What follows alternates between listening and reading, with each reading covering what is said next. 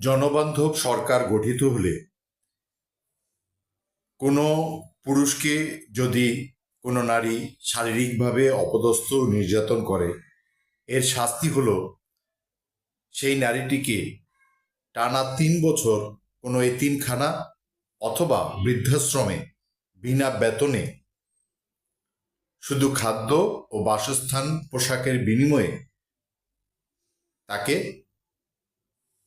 মানব সেবায় কাজ করতে হবে এবং সে এটা বাধ্য থাকবে। যদি সে এটা না করে তাহলে তাকে 5 লক্ষ টাকা জরিমানা দিতে হবে। 5 লক্ষ টাকা অনাদায়ে সে তার শাস্তিস্বরূপ সে বৃদ্ধাশ্রমে বা এতিমখানায় কাজ করতে পারবে। এজন্য কোনো মামলা মোকদ্দমার প্রয়োজন হবে না। কোনো রকম ভিডিও ডকুমেন্ট থাকলেই তাকে এই শাস্তি প্রদান করা হবে। জনবান্ধব সরকারে ইন্টারেস্টিং সব পানিশমেন্ট প্রচলন করা হবে। যেমন কেউ যদি কারো জমি দখল করে নেয়, তার যদি বৈধ কাগজপত্র না থাকে বা অন্যের জমি নিজে দাবি করে, তার জন্য শাস্তি হচ্ছে 3 বছর তাকে রোড ক্লিনার হিসেবে কাজ করতে হবে, নতুবা তাকে 20 লক্ষ টাকা জরিমানা এবং 10 বছর জেল দেওয়া হবে। জনবান্ধব সরকারে যদি কোনো সরকারি কর্মচারী ঘুষ খায়, দুর্নীতি করে, তার জন্য জেল জরিমানার ব্যবস্থা নেই। তাকে সরাসরি দেশ থেকে ভুটানে, সৌদি আরবে, মালয়েশিয়ায় বা কোনো রাষ্ট্রে কনস্ট্রাকশন কর্মচারী হিসেবে, রোড ক্লিনার হিসেবে বা সাধারণ গরু ছাগল ভেড়া চড়াবে এই ধরনের ভিসায় সরকারি খরচে তাদেরকে অন্য দেশে এক্সপোর্ট করা হবে। প্রতি 10 বছরে তারা দেশে ফিরতে পারবে খুব সামান্য সময়ের জন্য। ধন্যবাদ। জনবান্ধব সরকার সম্পর্কে হয়তো অনেকের কৌতূহল তৈরি হবে। জনবান্ধব সরকারটি আসলে কি? পৃথিবীতে রাজতন্ত্র এসেছে, সমাজতন্ত্র এসেছে, গণতন্ত্র এসেছে, কোনোটাই মানুষকে খুশি, আনন্দময়, সহজ, সমৃদ্ধ জীবন দিতে পারেনি উন্নয়নশীল রাষ্ট্রগুলোতে। জনবান্ধব সরকার হচ্ছে গণতন্ত্রের পরে আসা নতুন একটি সরকার ব্যবস্থা। এটির প্রবক্তা আমি আব্দুল্লাহ আল মাসুম। এর সম্পর্কে এবং এর চরিত্র সম্পর্কে, উদ্দেশ্য সম্পর্কে, ভিত্তি সম্পর্কে, বিশ্বাস সম্পর্কে যদি জানার আগ্রহ আপনার তৈরি হয়, ফেসবুকে গিয়ে জাস্ট লিখুন হার্ট বেসড গভর্নমেন্ট, জিউভি গভর্নমেন্ট, হার্ট বেসড গভর্নমেন্ট লিখে সার্চ করুন। আপনি পোস্টটি পেয়ে যাবেন, পড়ুন এবং আনন্দ পান এবং এটি কপি করে আপনার টাইমলাইনে পোস্ট করুন। সকলকে এটা সম্পর্কে জানতে দিন এবং আপনার মূল্যবান মন্তব্য রেখে দিন। আর যদি কোনো আলোচনা সমালোচনা থাকে সেটিও, আপনার মতামতটিও, মূল্যবান মতামতটিও জানাবেন। আপনাদেরকে ধন্যবাদ। জনবান্ধব সরকার হবে অদ্ভুত এক সরকার। পৃথিবীতে চমৎকার, ওয়ান্ডারফুল একটা হার্ট নিয়ে এই জনবান্ধব সরকার চালানো হবে। ডিভাইন, মিরাকল, অভূতপূর্ব, মজার গভর্নমেন্ট হচ্ছে জনবান্ধব সরকার। যেমন প্রতিদিন 1 টাকায় 2জনকে বাড়ি গাড়ি দেয়া হবে এবং এটা আজীবন চলতে থাকবে এবং সেই জন্য সরকারের 1 টাকা বিনিয়োগ করতে হবে না। কিভাবে এটা করা যাবে সেই আইডিয়াটি আমার আছে। এটা আমি যথাসময়ে সেই সুযোগকে সামনে নিয়ে আসব।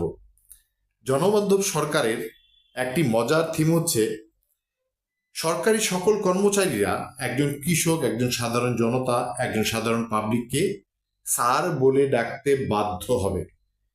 স্যার বলে সম্বোধন না করলে তার চাকুরি থাকবে না। জনবান্ধব সরকারের আরেকটি মূল বিশ্বাস ও ভিত্তি হচ্ছে একজন প্রধানমন্ত্রী এবং রাষ্ট্রপতির চেয়ে একজন সাধারণ জনগণ, সাধারণ মানুষ অনেক বেশি সম্মানিত ও গুরুত্বপূর্ণ। জনবান্ধব সরকারের প্রধানমন্ত্রী বা রাষ্ট্রপতি কখনো পাবলিককে যানজটে 3-4 ঘন্টা আটকে রেখে নিজে আগে পথ পার হবে না, অন্যদেরকে আগে যেতে দিবে, তারপর সে যাবে। জনবান্ধব সরকারে শুরু হবে আন্তরিক মানবিক হৃদয় বাণিজ্য মডেল। 500 নতুন ব্যবসায়ী এই ধরনের ব্যবসা শুরু করবে এবং তাদের জন্য সরকার বিশেষ কিছু সুবিধা প্রদান করবে।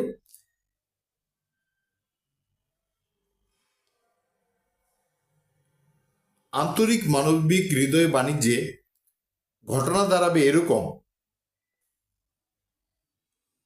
মানুষ বাড়ি কিনবে, গাড়ি কিনবে, তার 1 টাকাও নিজেকে বিনিয়োগ করতে হবে না। সে ফাইন্যান্স কোম্পানির মাধ্যমে পুরো টাকাটি পেয়ে যাবে, শুধুমাত্র যদি তার নিয়মিত একটি উপার্জন থাকে ব্যবসা বা চাকরি থেকে, তার ব্যাংক স্টেটমেন্ট লাগবে। সে নির্দিষ্ট হারে প্রতি মাসে ইনস্টলমেন্টে সেই বাড়ি গাড়ির টাকা দীর্ঘ 24-25 বছরে পরিশোধ করবে। জনবান্ধব সরকারের আরেকটি ইন্টারেস্টিং দিক হচ্ছে ট্যাক্স, ভ্যাট এগুলো উঠিয়ে দেওয়া হবে। থাকবে সহজ করের ব্যবস্থা। প্রতিটি নাগরিকের থেকে প্রতি মাসে মাত্র 100 টাকা সহজ কর আদায় করা হবে এবং এটা অটো আদায় হয়ে যাবে। সরকারের এর জন্য কোনো ডিপার্টমেন্ট পরিচালনা করতে হবে না, একটি বিশেষ আইডিয়ার ভেতর দিয়ে এটি পরিচালিত হবে। এর ফলে সমস্ত নিত্য প্রয়োজনীয় দ্রব্যের মূল্য 15 থেকে 20 ভাগ কমে আসবে। জনবান্ধব সরকারের অধীনে যখন রাষ্ট্র পরিচালিত হবে, কেউ যদি চাঁদাবাজি করে তাহলে তাকে মোটা বেতনে বাগানের মালি হিসেবে নিয়োগ দেওয়া হবে।